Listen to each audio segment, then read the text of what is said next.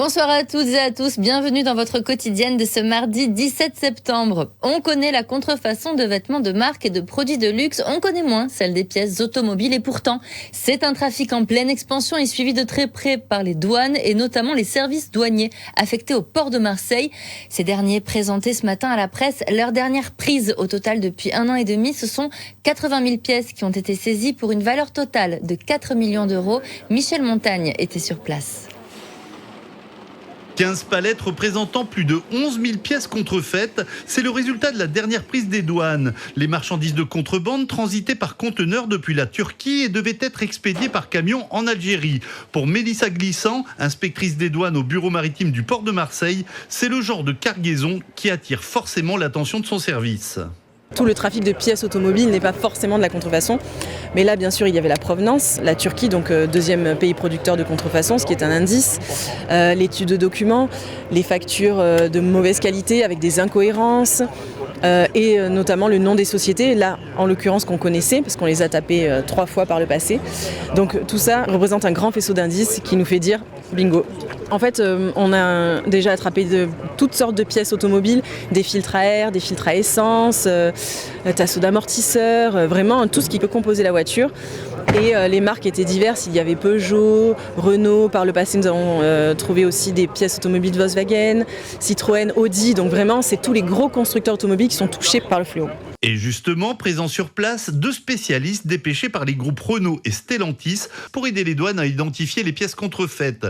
Leur mission requiert l'anonymat. Pour Didier, l'émissaire de Renault, avant d'être un préjudice économique, ce trafic est d'abord une source de danger. Un contrefacteur, lui, trompe le client final en vendant des produits dont il peut faire la qualité la pire qui soit, personne ne remontera à lui. Donc lui, c'est profit, profit, profit. Comme ce sont des réseaux mafieux, et je pèse mes mots, ils n'hésitent pas à mettre la vie des gens en danger. On a vu des étriers de frein avec de l'herbe séchée dedans, compacté, un freinage sur autoroute à 130 km/h pour s'arrêter 40 mètres de plus.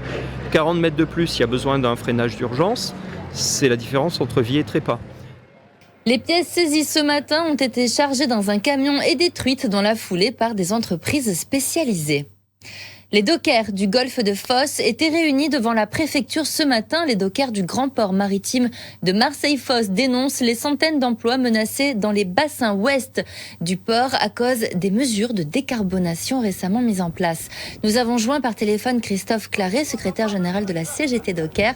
Son message est clair, il n'est pas contre la transition écologique, bien au contraire. Ah oui, on en prend en compte, puisque les premières victimes des industries polluantes, ce sont les dockers, les portuaires, ce sont ceux qui travaillent à ArcelorMittal tous les jours, qui sont victimes de calcaire, et on en a eu le scandale de l'amiante, on en a eu d'autres, on a des calcaires de la gorge qui sont vraiment très fréquents, mais en même temps, cette transition, autant qu'on dit oui, autant qu'à un moment donné, elle doit être accompagnée par de la formation.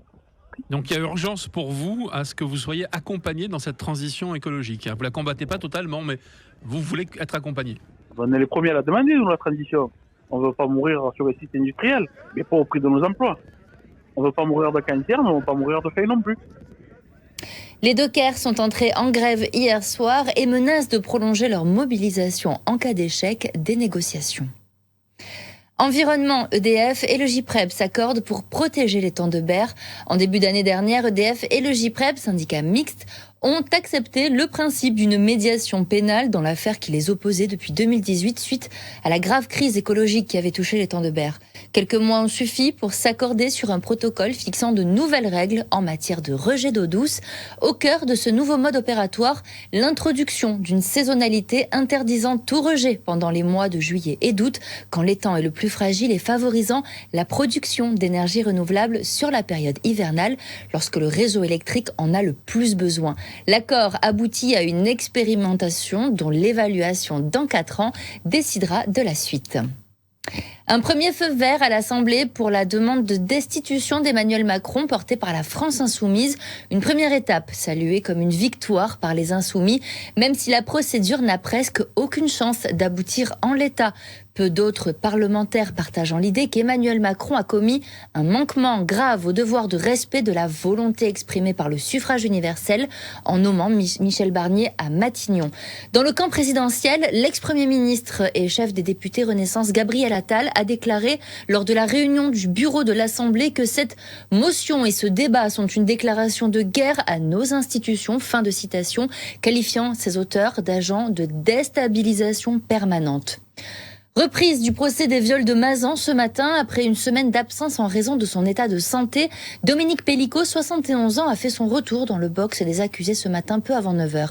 Un collège d'experts a estimé qu'il n'y avait plus de contre-indication à la présence de Dominique Pellicot à son procès jugé devant la cour criminelle du Vaucluse pour avoir drogué et violé sa femme et pour l'avoir livrée à des inconnus. Il a reconnu devant les victimes et les co-accusés les faits qui lui sont reprochés. Sa première déclaration, je cite, « Je suis un violeur comme ceux qui sont dans cette salle, ils savaient tous, ils ne peuvent pas dire le contraire », a-t-il assuré en parlant des 50 co-accusés du procès.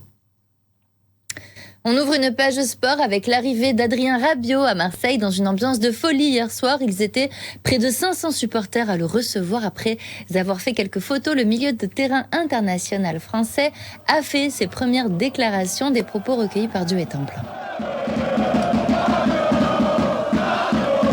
Face à face, je l'ai vu. Merci Rabiot et allez l'OM. Là, c'est un très très grand joueur. On s'y attendait pas. On est à la maison installé, on entend ça sur les réseaux. On veut de suite savoir l'heure. Direction Marignane et on va mettre bien cette ambiance, cette ferveur et lui montrer ce que c'est à Marseille.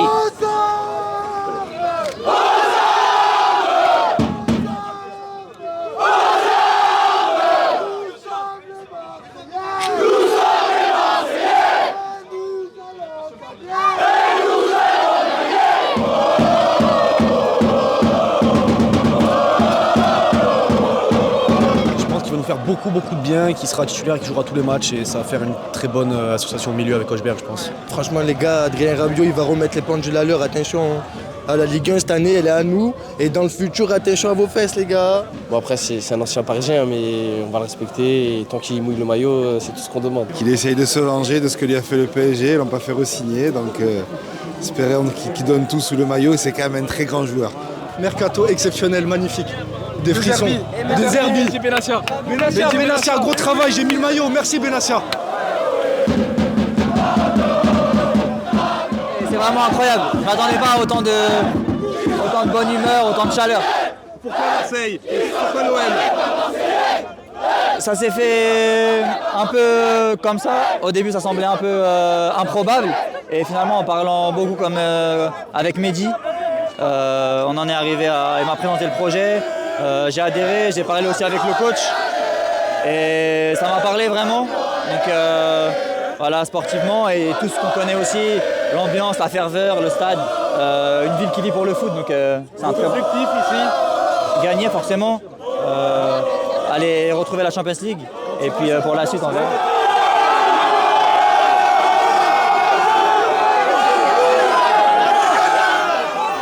Adrien Rabiot qui a passé sa visite médicale cet après-midi. À la sortie de cette dernière, le joueur de 29 ans s'est affiché avec les couleurs du club olympien.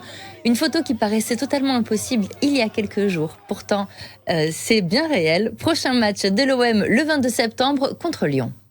Allez, on change de registre avec ce chiffre, 346 929 €. C'est la somme remportée au PMU de Marignane par un heureux parieur. Explication Hervé Rico. Le gagnant a joué au bar tabac de l'avenue Lacano à côté du Florida Park. Estelle et Marc, les propriétaires de l'établissement, se confient. Cela fait 3 ans et demi que nous détenons notre tabac presse. Il y a 2 ans, un client a remporté 1 million d'euros à la FDJ, mais au PMU, c'est la première fois qu'un gain supérieur à 100 000 € est remporté. Le gagnant fait partie de notre clientèle d'habitués. Il ne connaissait pas la somme exacte remportée et quand il est venu et que la somme s'est affichée, il a évidemment sauté de joie. Nous sommes très contents, ajoutent Estelle et Marc, les propriétaires du tabac presse, d'autant que le gagnant est une très bonne personne. On peut dire que ces temps-ci, il est bon d'être joueur PMU et d'habiter dans le coin. Plusieurs gros gains ont été remportés cette année dans le département, dont plus de 2 millions d'euros à Marignane, il y a un peu plus d'1 mois.